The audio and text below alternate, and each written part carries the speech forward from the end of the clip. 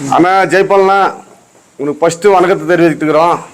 ஏன்னாக்கா எங்கள் தலைவரை பற்றி தப்பான ஒரு இது பேசிக்கிறீங்க. ஏன்னாக்கா நீங்கள் ஃபஸ்ட்டு வந்து எம்எல்ஏவில் கேண்டிடேட்டாக நின்றுக்கிறீங்க, நெக்ஸ்ட்டு வந்து கேடிஏ சேர்மனாக இருந்துக்கிறீங்க, இப்போ வந்து எம்சியாக இருக்கிறீங்க. இன்னத்தினால வந்து நாங்கள் இப்போ பேட்டி கொடுக்குறோம்னாக்கா 4 பேர் தரணும். காங்கிரஸ்காரங்களுக்கு ஃபஸ்ட்டு இது தரணும். ஃபஸ்ட்டு அங்கே இவர் என்ன எப்படி பேசிக்கிறாருன்ட்டுனாங்க. என்ன ஏன்னாக்கா இவர் மோகன் கிருஷ்ணா சார் வந்து யாரும் தரல இவருன்னு சொல்கிறாரு. அதுக்கு ஃபஸ்ட்டு ஒரு கேள்வி நாங்கள் அவருக்கு சொல்கிறோம். நாங்கள் அன்றைக்கி வந்து நீங்கள் கெஸ்ட் ஹவுஸில் இருந்தது, பிடபிள்யூ கெஸ்ட் ஹவுஸில் வந்து இந்த மாதிரி வந்து ரூபம்மா மேடம், நாங்கள் வந்து மேடம் தான் சொல்லுவோம். ஏன்னாக்கா தொகுதி எம்எல்ஏ என்னது அவங்க மேடம், என்னது நாங்கள் ஆப்போசிட் பார்ட்டி இருந்தாலும் வந்து அவங்களுக்கு வந்து நாங்கள் மரியாதை கொடுக்குறோம். அவங்க வந்து அவங்கள வந்து நீங்கள் என்ன சொன்னீங்க அன்றைக்கி வந்து என்னது ரூபா மேடம் வந்து எங்களுக்கு ஒரு மரியாதை கொடுக்குறாங்க. அவரு என்ன சொல்கிறாருனாக்கா வந்து அந்த பொம்பளை சரியில்லை சார், இந்த மாதிரி உங்ககிட்ட நாங்கள் பேசணும், உங்ககிட்ட வந்து நாங்கள் சேரணும், இந்த மாதிரி அந்த பொம்பளைலாம் இந்த வாட்டி வந்து கழிக்கிறது இல்லை, உங்ககிட்ட வந்து வரோம், நீங்கள் வாங்க சார் அப்படின்ட்டு பிடபிள்யூ கெஸ்ட் ஹவுஸில் வந்து 1.5 ஹவர் வந்து வெயிட் பண்ணி எங்கள் சார்கிட்ட வந்து பேசிட்டு எல்லாம் போனீங்க. நீங்கள் என்னது இதெல்லாம் வந்து எங்களுக்கு தெரியாங்க.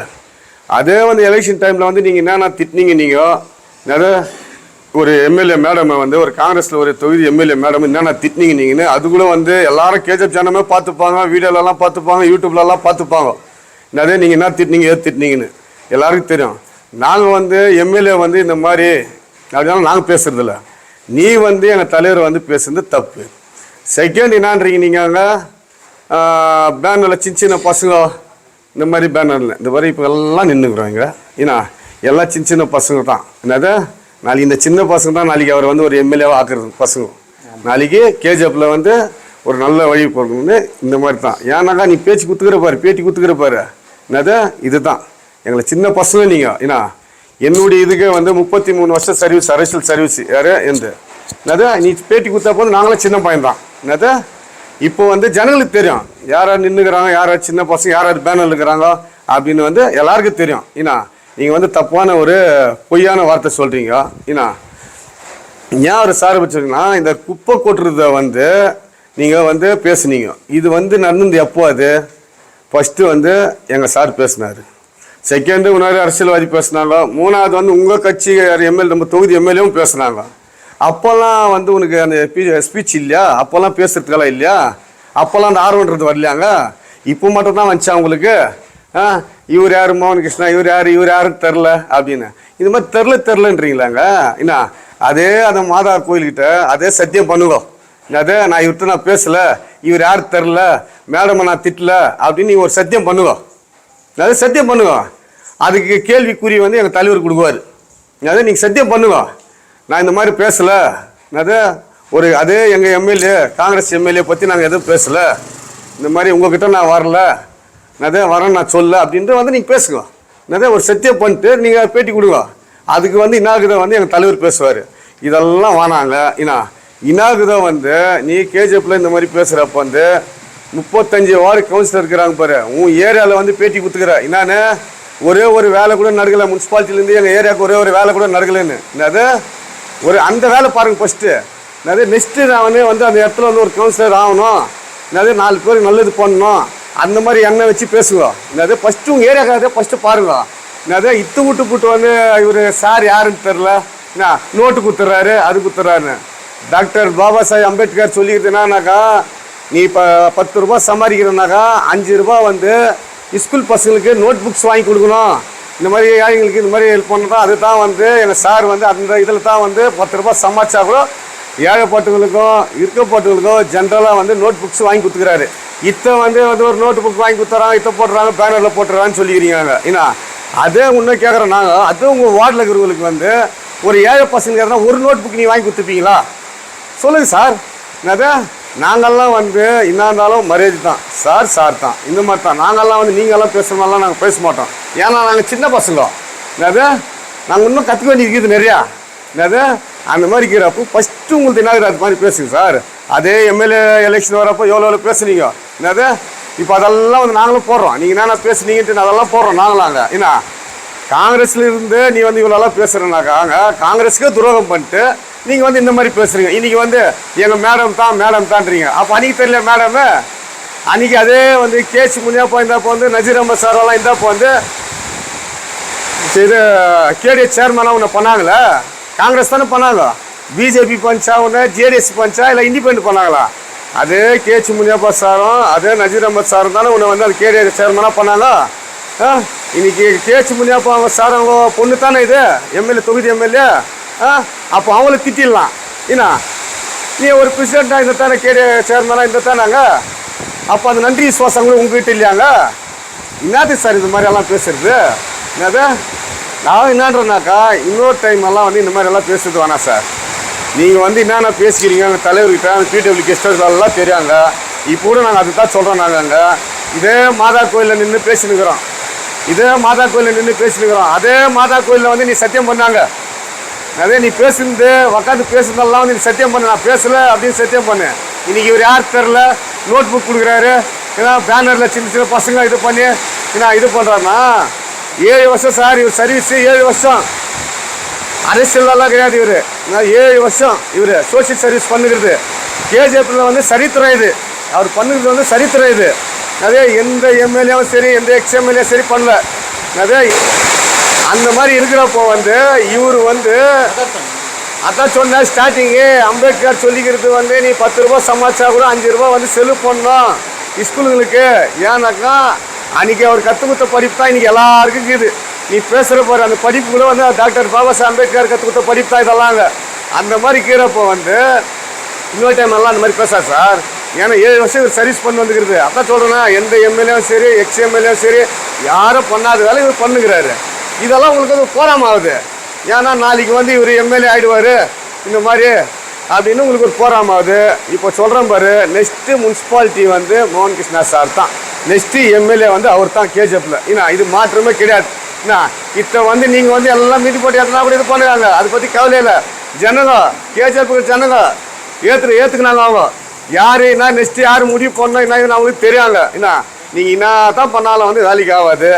இந்த மாதிரி ஆளெல்லாம் இருந்தாக்கா அந்த காங்கிரஸில் வந்து உங்கள் எம்எல்ஏவை ஏற்றுக்காது. ஏன்னா இந்த மாதிரி ஆளை இருக்கிறத நான் சொல்லிட்டேன். நாங்கள் நன்றி வணக்கம்.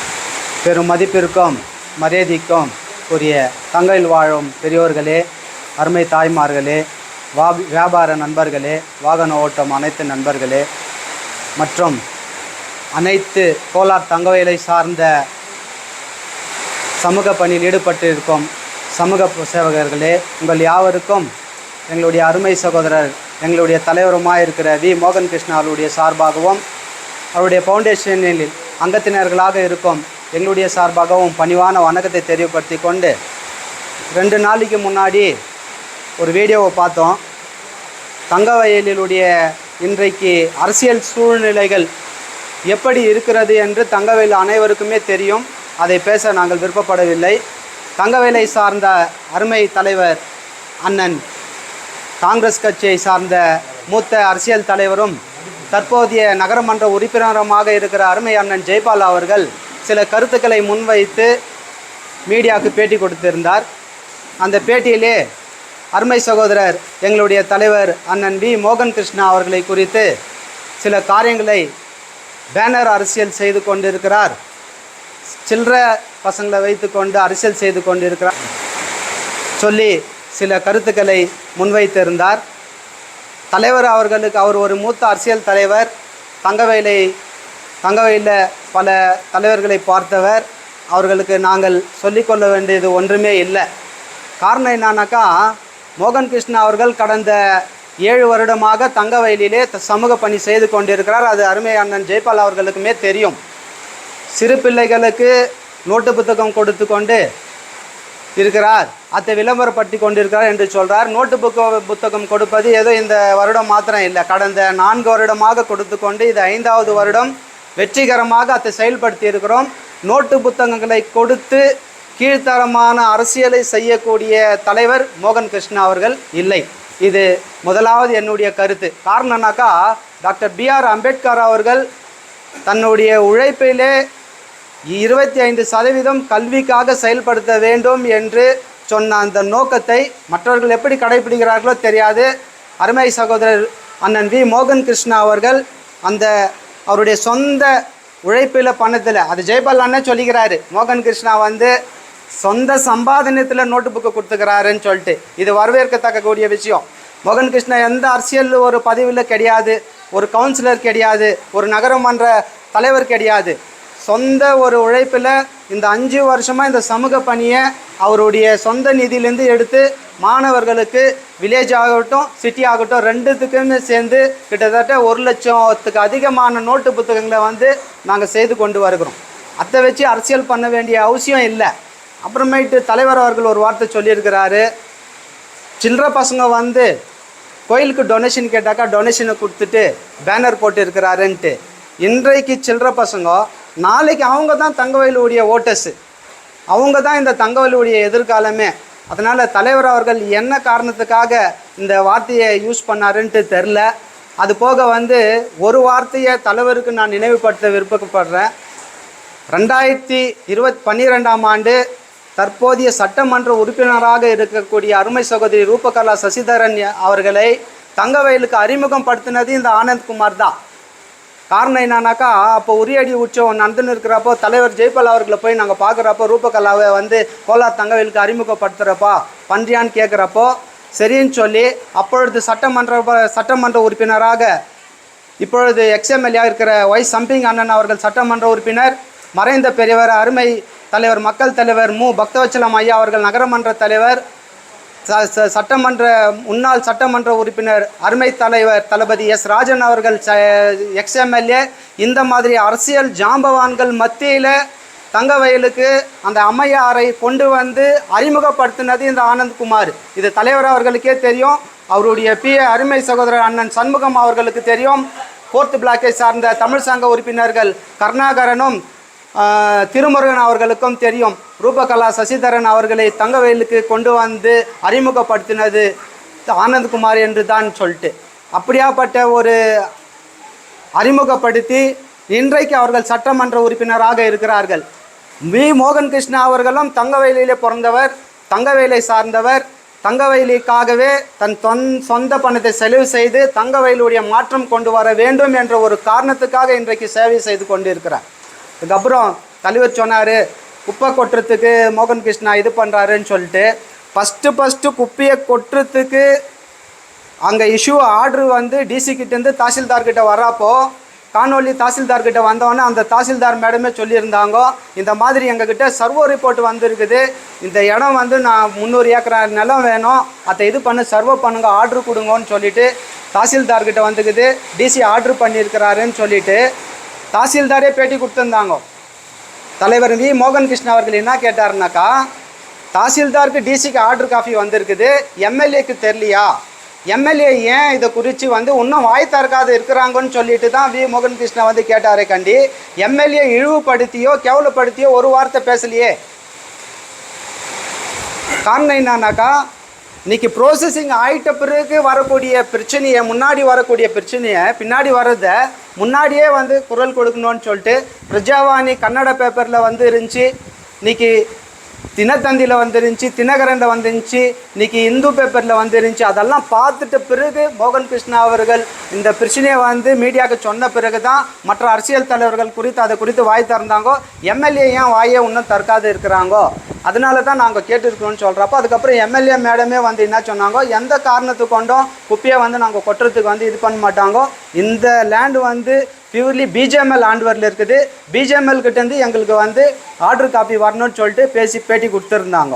ஆனால் தலைவர் அவர்கள் அண்ணன் ஜெயபால் அவர்கள் என்ன காரணத்துக்காக மோகன் கிருஷ்ணா அவர்களை கீழ்த்தரமாக இழிவாக பேசினாரோ எங்களுக்கு தெரியவில்லை. அதற்காக தொடர்ந்து தங்கவேலுக்காக, இந்த மண்ணிற்காக மோகன் கிருஷ்ணா தொடர்ந்து செயல்படுவார். தொடர்ந்து அவருடைய சேவை அவர் உயிர் உள்ள வரைக்கும் இருக்கும். அவரோடு நாங்களும் இணைந்து செயல்படுவோம் என்று இந்த மீடியா வாயிலாக தெரியப்படுத்துகிறோம்.